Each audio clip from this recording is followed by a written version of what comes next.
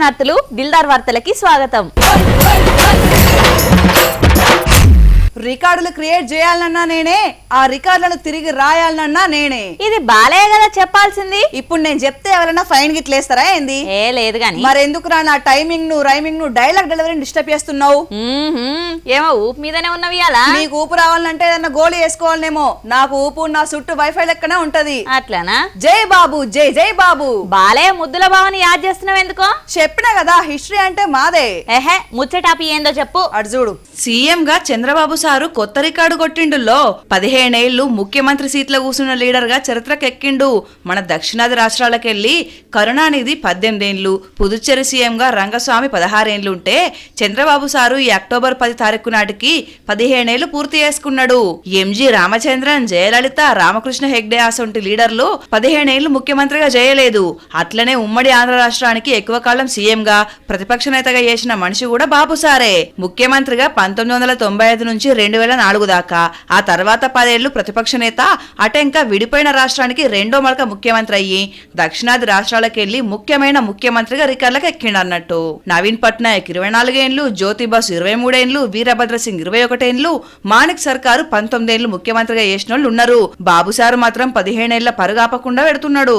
నేను హర్ట్ అనరా, మొన్నటిదాకా నువ్వే మా అభ్యర్థివి, పోటీలుండు అని నన్ను తాడ్చెట్టెక్కిచ్చిర్రు. ఎక్కించేటోళ్ళు ఎక్కిస్తారు, దించేటోళ్ళు దించుతారు. రాజకీయం అంటే గట్లనే ఉంటారు. అరే బుజ్జి, నీకే సీటు, ఇన్నేళ్ల నుంచి పార్టీకి పని చేసినావు, నువ్వైతే గట్టి క్యాండిడేట్ అని అన్నారా? అంటారు. పార్టీ చేసిన సర్వేలా, అవతల చేసిన సర్వేలా నా పేరు ముందు వరుసలు ఉంది అని అన్నారు. తీరా సీన్ లో చూస్తే వేరేటోళ్ళ పేరు ఉన్నది. దగా దగా మోసం అని పాటేసుకున్నావా? లేదురా, అలిగిన అధిష్టానం వచ్చి బుజ్జగిస్తది అని చూస్తున్నా. అయినా నీది గాని సీటు కోసం ఆశపడే మొదలు తప్పంటే ఇంకా నీ కాడికి అధిష్టానం వచ్చి నీ అలక తీరుస్తుందా? రేవంత్ రెడ్డి, కేసీఆర్ లోకల కామారెడ్డిల పోటీ వేయలేదా?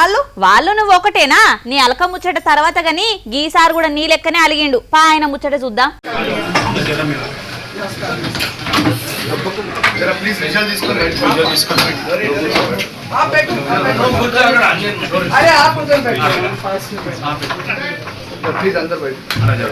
అనుకున్నదొక్కటి అయినదొక్కటి అన్నట్టే అయింది. మాజీ ఎంపీ కాంగ్రెస్ పెద్ద మనిషి అంజనన్న పరిస్థితి.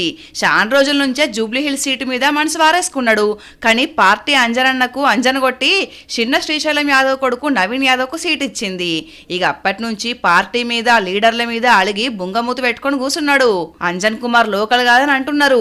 మరి కామారెడ్డిలా రేవంత్ రెడ్డి లోకల్ ఎట్లా అవుతాడు? అక్కడ ఎట్లా పోటీ చేసిండు? పార్టీలా పెద్ద పోస్టులు ఉన్నోళ్ళు ఎక్కడైనా పోటీ చేయవచ్చునని దోస్తులతో అన్నాడట. అంజన్ కుమార్ ఆగమాగం చేయకముందే సర్ది చెప్దామని రంగంలోకి దిగిర్రు మంత్రులు పొన్నం ప్రభాకర్, వివేకు, ఇన్ఛార్జి మీనాక్షి మేడం కూడా. ఎందుకు కలిగినవే అన్న? నేను 4 సార్లు పోటీ చేసిన, అక్కడ 4 సార్లు పోటీ చేసిన. 2 సార్లు దత్తాత్రేయ హయ్యెస్ట్ బీజేపీ రాష్ట్ర అధ్యక్షుడు, హయ్యెస్ట్ మెజార్టీ తెలంగాణలో గెలిచిన. 2 సార్లు ఒక యాదవ్ని పెట్టి నా మీద సంప్రదించలేని అలాగా మెయిన్ అది నేను ఎందుకే నాకు అచ్చా క్యాండిడేట్ అన్న వచ్చి నేను పార్టీ చేసి వర్కింగ్ ప్రెసిడెంట్గా నగర అధ్యక్షుడు నా పార్లమెంట్కు 4 సార్లు పార్టీ వచ్చిండా. సీట్ వచ్చిన లీడర్ అయినా కలవాలి కదా. అంజనన్నను లైట్గా తీసుకుంటే ఎట్లా చెప్పుండ్రి? పార్టీ నీకేం తక్కువ చేసింది? నీ కొడుకు అనిల్ కుమార్ను ఎంపీని వేసింది కదా అంటే కొడుకు సీటు కొడుకే, నా సీటు నాకే అని అంటున్నాడు.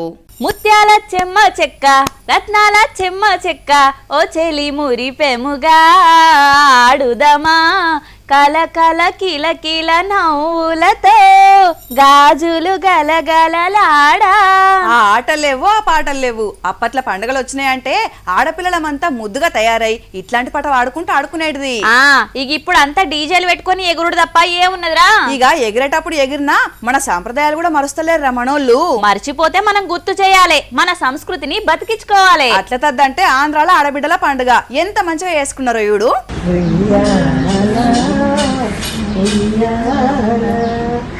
అట్ల తద్దోయ్ ఆరట్లోయ్, ముద్దపప్పు మూడట్లోయ్, గిట్ల పాటలు పాడుకుంటా అమ్మలక్కలంతా ఒక్కతాన చేరి నోము నోసుకుంటారు. అట్ల తద్ది అంటే అట్లు వంచుకున్నాడు కాదు, వాయనాలు పసుపు కుంకుమలు ఇచ్చుకున్నాడు అన్నట్టు. పెండ్లైనోళ్ళు సౌభాగ్యం కోసం, పెండ్లి కావలసిన పిల్లలు మంచి భర్త రావాలని ఈ నోము నోచి 11 అట్లతోటి పూజలు చేసి ముత్తైదులకు ఇస్తారు. చెట్లకు ఉయ్యాలలు కట్టుకొని ఊగుతారు. ఆడోళ్లను కూసోబెట్టి మొగోళ్ళు ఉయ్యాలలు ఊపుతారన్నట్టు.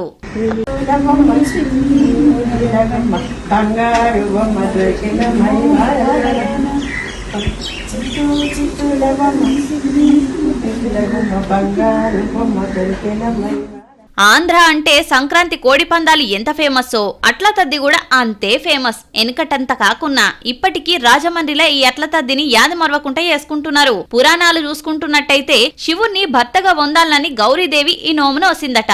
అట్లా ఈ నోము నోచుకుంటే ఆ అమ్మవారి అనుగ్రహం మన మీద ఉంటది అని నమ్మకం.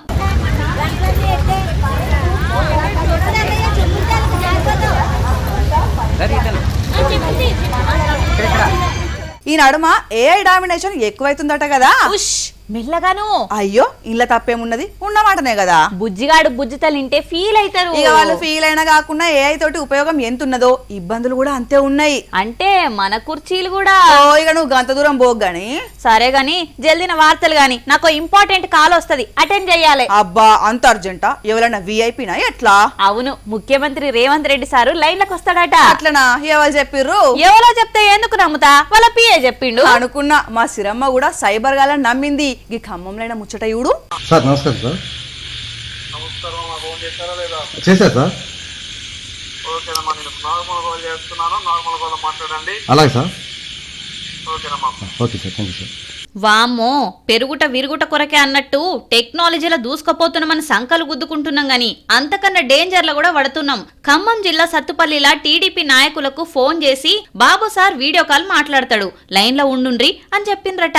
నిజమే కావచ్చు అని చూస్తే నిజంగానే బాబు సార్ వచ్చి ఏం తమ్ముళ్ళు బాగున్నారా అని వాళ్ళకరిచ్చిండ్రట. ఇక తర్వాత దేవినేని ఉమ లైన్లకు వచ్చిండట. సేవా కార్యక్రమాలు చెయ్యుండ్రి అని చెప్తే విరాళాలు కూడా ఫోన్ పే కొట్టిర్రా. తర్వాత తెలిసింది ముచ్చట, మాట్లాడింది చంద్రబాబు కాదు ఏఐ బాబు అని. అంతే, యోగిట్ల వార్తలకెక్కిరు. చూడుండ్రి టెక్నాలజీతో పాటు నేరాలు కూడా ఎట్లా పెరుగుతున్నాయో. నమస్కారం సార్. నమస్కారం, ఫోన్ చేశారా లేదా? చేశారు సార్. ఓకేనమ్మా, నేను నార్మల్ కాల్ చేస్తున్నాను, నార్మల్ కాల్ మాట్లాడండి. అలాగే సార్. ఓకేనమ్మా. Okay sir, thank you sir. అమ్మ ఒక్కతే 10 మంది పిల్లలనైనా సాదుకుంటది, కడుపు కట్టుకొని పెంచి పెద్ద చేస్తది. మరి పిల్లలంతా కలిసి కూడా తల్లిదండ్రునే చూడలేరు. ఇదేం చిత్రమో. అదేరా అమ్మంటే, భూదేవికున్న సహనం అమ్మది. ఎంత బరువునైనా తానెత్తుకుంటది, పిల్లల లెక్క బరువైతుందని దించుకోదు. కాళ్ళొచ్చినాయి కదా నిడిచిపెడతదారా? తనెత్తు పిల్లలైనా చంటి పాపల లెక్కనే కంటికి రెప్ప లెక్కనే కాపాడుకుంటది. అందులో 10 పైసల మందమన్నా అమ్మ మీద ప్రేమ చూపెట్టొద్దా? ఓ ఇక చెప్పుకుంటా పోతే కొందరు తల్లుల కష్టాలు అన్ని ఇన్ని కావు. ఏ ఊరు చూసినా గదే ముచ్చట్లు. చూడు తల్లి గోస కూడా. 2 కొడుకులు 2 బిడ్డలు, 20 ఎకరాల భూమి. ఇంతకన్నా శ్రీమంతురాలు ఎవలుంటారు చెప్పుండ్రి. కానీ తలంత బలగం ఉండి తలగడిగేటోళ్ళు లేరన్నట్టు ఇగో బుక్కెడు బువ్వ లేదు, నిల్వ నీడ లేదని ఆఫీసులో చుట్టు తిరుగుతున్నది. ఇది వరకు ఏమున్నా లేకున్నా ఇంటి ముంగట ముసలోళ్ళుంటే కొండంత అండ అనుకునేది. ఇల్లు పిల్లలు గొడ్డు గోదను ముసలోళ్ళ మీద ఇడిచిపెట్టిపోతే ఇంటి మీద కాకిని కూడా వాళ్ళనేయకుండా కావలి కాసేది. కొడుకులు కోడన్లు కూడా అంతకు మించి ఏం కావాలి మాకు అని ముసలోళ్ళ మీద ఇడిచిపెట్టి అలా పనులు చేసుకునేది. కానిప్పుడు అంతా మారిపోయింది. ఇంట్లో ముసలోళ్ళుంటే చీదరలేస్తుంది. మూలకు వడ్డరంటే రోడ్డు మీద వేద్దామా, ఆశ్రమంలో వడేద్దామా అని చూస్తున్నారు. ఇయో గీ ముసలమ్మని చూస్తే గింత ముచ్చట యాదకొచ్చింది. గజ్వేల్ మంతూరట పెద్దమ్మది, పేరు నరసమ్మ, 76 ఏండ్లున్నది. 20 ఎకరాల భూమి ఉంటే తెలవకుంటేనే కొడుకుల పేర్ల మీదకి రాపించుకున్నారట. ఇప్పుడు బువ్వ పెట్టుమంటే కుదరదంటున్నారట. మరి నాకు దిక్కేది అని గజ్వేల్ ఆర్డీఓ ఆఫీస్ కాడ కన్నిటి పర్యంతం అయింది. నెరీ నడవలేకుండా కూడా లేదు, ఎత్తుకొని తిప్పాలని కూడా లేదు. నిలువ నీడ బుక్కెడు బువ్వకు కూడా కాదు కూడదు అంటున్నారు కొడుకులు. అంటే ఇక ఏ జన్మలో చేసిన పాపమో ఇంత కఠినాత్ములు పుట్టిండ్రు. మరి రేవంత్ రెడ్డి సారైతే అవ్వయ్యల చూడనులకు బుద్ధి గట్టిగానే చెప్తా అన్నాడు. ఆఫీసర్లు ఎట్లా న్యాయం చేస్తారో చూడాలే. ఏం చేసినా కడుపులో లేని ప్రేమ కావలించుకుంటూ వస్తుందా అన్నట్టు అమ్మ అని వాళ్ళకు ఉండాలి గాని ఆఫీసర్లు చేస్తూ వస్తుందా? లోకం పోకడా గిట్లున్నది చూడుండ్రి. ఏమున్నదక్కో ఏమున్నదక్కా, ముల్లె చదురుకున్న ఎల్లిపోతా ఉన్న ఈ ఊర్లే నాకు ఇంకా ఏమున్నదక్కో. ర్యాపిడో బుక్ చేయమంటావా రసిరమ్మ? నీకు భలే హ్యాపీగా ఉండదు కదా. ఇంతకు ఉన్నట్టుండి పట్నం విడిచిపెట్టి ఎందుకు పోదాం అనుకుంటున్నావు? ఏహే, నేనెందుకు పోతున్నా, కోతులు మూట ముళ్ళ చదువుకొని పోయే ఐడియా ఒకటి వచ్చింది. ఏందో ఐడియా? ఏం లేదురా, సింపుల్. ఊరూరికి నీ మాస్కులు పంపిస్తా, దెబ్బకు మాయం. నన్ను చూస్తే కోతులు ఎందుకు భయపడతాయి? అరే నిజం అంటే కావాలంటే చూడు, నల్గొండలో సేమ్ నీలాంటి కటౌట్ తోటే కోతుల పని పడుతున్నారు. అవునా? ఏందో చూపి. ముళ్ళును ముళ్ళుతోటే తీయాలి, వజ్రాన్ని వజ్రంతోటే కొయ్యాలి అన్నట్టు కోతులను చింపాంజీలతోటి బెదిరియాలి. ఇప్పుడు యాదాద్రి జిల్లా మల్లగూడెంలో గిదే ఫాలో అవుతున్నారు. గ్రామ పంచాయతీ సిబ్బందికి చింపాంజీ డ్రెస్ వేసి కోతులున్న కాడ తిప్పుతున్నారట. అంతే చింపాంజీని చూసిన కోతులు పరుగు పెడుతున్నాయట. అసలు ఈ ఆలోచన ఎందుకు వచ్చిందంటే పగటీలు స్కూల్ కాడ పిల్లలు అన్నం తింటుంటే తల్లెలు గుంజుకొని పోతున్నాయట. అది చూసిన పంచాయతీ కార్యదర్శి బుర్రల ఈ మెరుపులాంటి ఉపాయం వచ్చిందట. ఎమ్మటే ఆన్లైన్ అంగట్ల చింపాంజీ మాస్క్ బుక్ చేసిండు.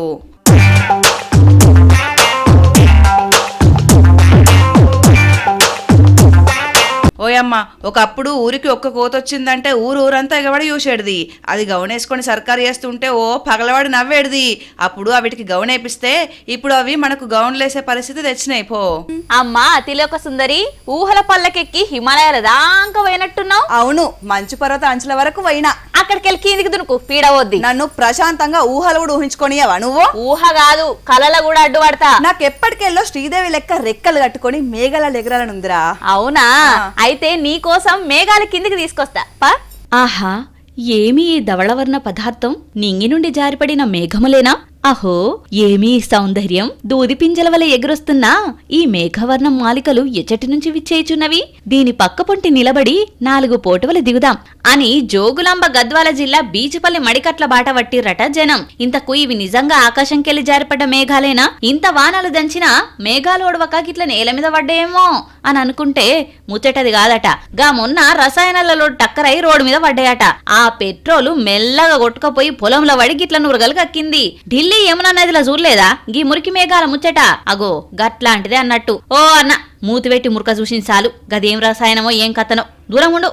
ఇవుల్లా ఇలాంటి దిల్ దార్ వార్తలు మళ్ళొచ్చే దిల్దార్ వార్తల్లా మళ్ళా కలుద్దాం. అంతవరకు చూస్తూనే ఉండండి వనితా టీవీ. నమస్తే.